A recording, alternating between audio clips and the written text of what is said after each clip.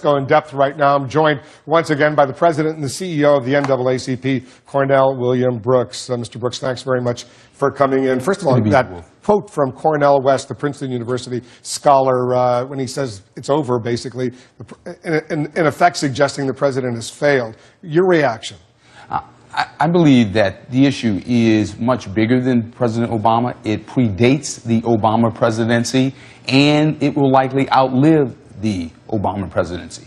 What we have is a situation where we have a criminal justice system that mistreats African-American males routinely and regularly. When we think about the fact that African-American males are 21 times more likely to lose their lives at the hands of police officers, when we think about the fact that in any given month, 1 out of every 4 African-American males reports that they've been mistreated by the police, we have a reality problem as well as a perception problem, and is deeply rooted in the criminal justice system. Those are the facts. So this is not merely a matter of striking the right racial tone. It's about striking the right American substance and dealing with systemic fundamental reform, and reform that reflects the conscience, the common sense, and the Constitution of our country. That's what this is about. It's hard for me to believe that in this day and age, 2014, so many years after Dr. Martin Luther King, the civil rights movement, I lived through that period, we're seeing National Guard troops on the street to prevent this kind of violence in this day and age. It's something I didn't think we'd be seeing again. Absolutely. It is a very disturbing sight. I've been in Ferguson. I'm headed back to Ferguson. And here's what I'll note. 50 years ago, there was a young man by the name of Jimmy Lee Jackson who lost his life at the hands of a police officer. That death led to the Selma to Montgomery March. The NAACP is back in Ferguson, and we are leading a march from Ferguson to the state capitol, to Jefferson City, over 100 miles, over 7 days. It saddens me that we have to have that kind of march in 2014, but we do. This issue is that critical. I want you to react to Dr. Ben Carson. He's the Johns Hopkins University Medical School neurosurgeon. He's a conservative. He's thinking about running for the Republican presidential nomination, and he's pinning a lot of the blame directly on the first African-American president of the United States. Listen to what he said on the Hugh Hewitt radio show. A bunch of progressives manipulate, particularly minority communities, to make them feel that they are victims.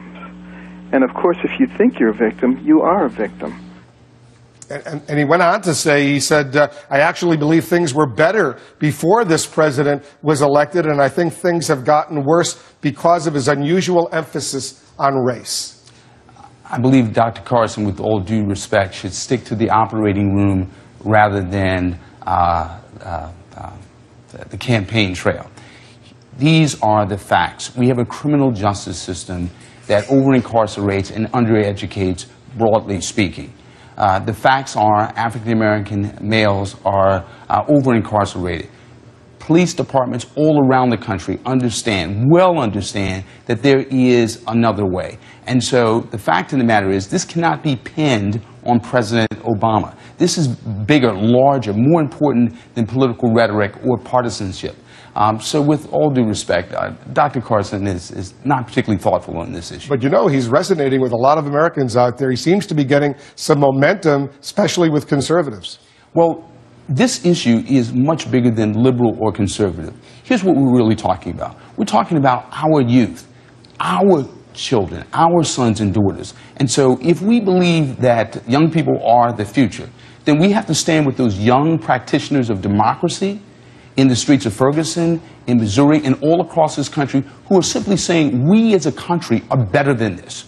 We can do better than this. Michael Brown was not killed by the word victim. He was killed by a bullet that was fired by a police officer.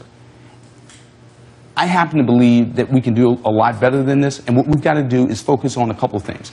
Number one, the systemic reform of the criminal justice system, meaning a national standard for the excessive use of force, a ban on racial profiling, the passage of the Federal End Racial Profiling Act, a reform of state and local policing. We have models around the country. We have best practices around the country. But the fact is, we've got to model our best practices and put those practices into place.